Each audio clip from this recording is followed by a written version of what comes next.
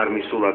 როცა მათ სახლს ცეცხლი ეკიდა, 7 წლის ტიტო მამამ მესამე სართულის აივნიდან გაზის მილის მეშვეობით ჩაიყვანა და ავტოფარეხში გადამალა.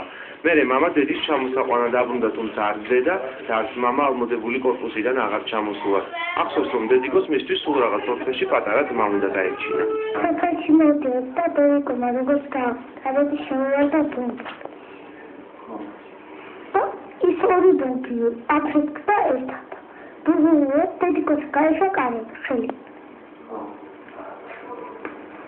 გაიშვა და ვეღარაფერი ვეღარა. დასავლეთი თავია.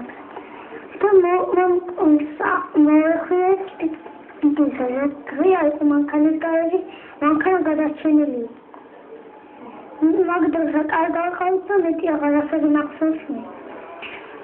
ის დღე არის 78 წლის ჟიული ერიკაშვილს ავიწყდება. დილით საქონელი საძოვარზე გაიყვანა. რუსულმა ავიაციამ ტერიტორია სწორედ მაშინ დაბომბა. მის მეზობელსაც მასავით ფეხი მოაჭრეს. მოგვიანებით საავადმყოფოში ერთად მოხვდნენ. ზუსტად შესკანს არ აქვს. შეგები და ბანდიტები არიან. 25 წლის ნინო გორის ცენტრალური მოედნის დაბომბვისას დაიჭრა. ახსოვს რამდენი ჭურვი ჩამოვარდა და მხედრებით სავსე მოედანიც ახსოვს.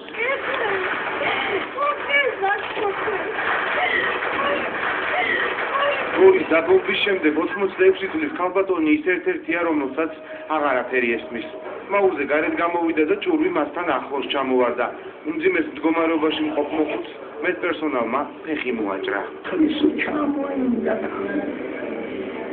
Galbodi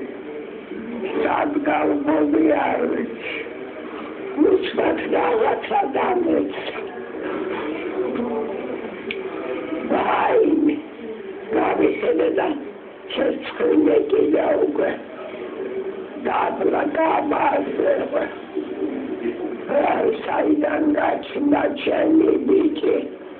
სამალოხელი და წამიყვანა. Sadam